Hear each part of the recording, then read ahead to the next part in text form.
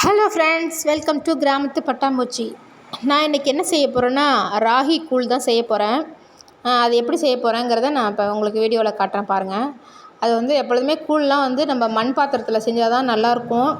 அந்த டேஸ்ட் நமக்கு நல்லா கிடைக்கும். அதனால் நான் மண் சட்டியில் தான் செய்கிறேன். நான் நல்லா ஃபஸ்ட்டு மண் சட்டியில் உப்பு போட்டு நல்லா தண்ணியை கொதிக்க வச்சுருவோம்.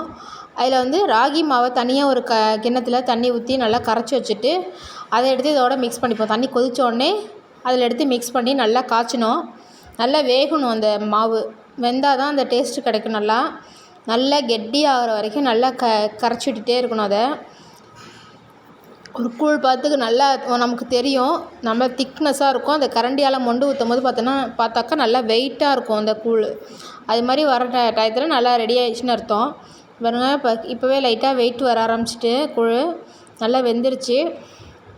திக்காகிட்டுருக்கு.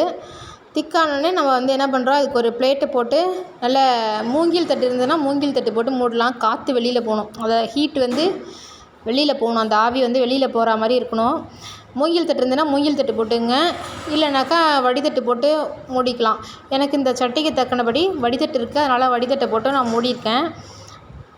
மறுநாள் காலையில் என்ன பண்ணுறோம், நம்ம சின்ன வெங்காயம் பொடி பொடியாக நறுக்கி இந்த கூழ் பாத்திரத்தை திறந்து பார்த்தோம்னா அப்படியே இறுகி போயிருக்கும். எவ்வளோ கெட்டியமாக இருக்குது பாருங்கள். இந்த மாதிரி கெட்டியாக வந்துடும். இதை நம்ம ஃப்ரெஷ்ஷாகவும் களியாக வச்சு சாப்பிட்டுக்கலாம். உடனே செஞ்சு சாப்பிட்றதா ஃப்ரெஷ்ஷாக களியாக யூஸ் பண்ணிக்கலாம். மறுநாள் சாப்பிட்ணுன்னா அது கூழாக தான் குடித்தா நல்லாயிருக்கும். சின்ன வெங்காயம் பொடிசாக நறுக்கின வெங்காயத்தையும் அந்த களியோடு சேர்த்துக்குவோம். நல்லா மோர் கடைஞ்சி வச்சுருக்கேன். அதையும் அந்த கூழோடு சேர்த்து மிக்ஸ் பண்ணி நல்லா கரைச்சி விட்டுக்குவோம். தேவையான அளவுக்கு நம்ம தண்ணி ஊற்றிக்கலாம். உப்பு பத்தலைன்னா உப்பு கொஞ்சம் சேர்த்துக்குங்க. நம்ம முதல் நாள் அரை உப்பு தான் போட்டிருக்கேன். மறுநாள் தேவைப்பட்டுச்சுன்னா கொஞ்சம் உப்பு சேர்த்துக்குங்க. நல்லா கரைச்சி விட்டுக்குவோம். நம்ம மோர் மிளகா வத்தல் இதெல்லாம் தொட்டுட்டு சாப்பிட்டோம்னா அதில் கூட லைட்டாக உப்பு இருக்கிறதுனால நம்ம அரை உப்பாக இருந்தாலும் நல்லா தான் இருக்கும். எங்கள் பசங்களுக்கு அந்த கொத்தரங்காய் வத்தல்லாம் அவ்வளோ விருப்பப்பட மாட்டாங்க. அதனால் அவங்களுக்காக அரிசி வத்தலும் செஞ்சு வச்சுருக்கேன். பக்காவாக ரெடியாக வச்சுருக்கோம் எல்லாம். இப்போ நாங்கள் காலையிலே கூழ் குடிக்க ரெடி ஆகிட்டோம். எங்கள் பசங்களுக்கும் ரொம்ப பிடிக்கும் இந்த கூழ். செம டேஸ்டியாக இருக்கும். ஃப்ரெஷ்ஷான மோர், எங்கள் வீட்டில் ப்ரிப்பேர் பண்ண மோர், நல்லா டேஸ்ட்டாக இருக்கும்.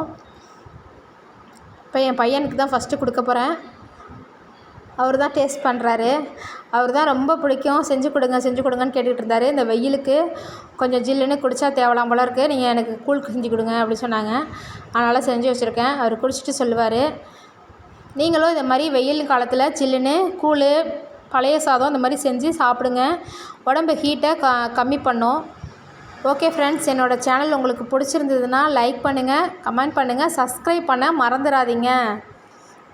பாய் ஃப்ரெண்ட்ஸ், நீங்களும் செஞ்சு என்ஜாய் பண்ணுங்கள். டாடா.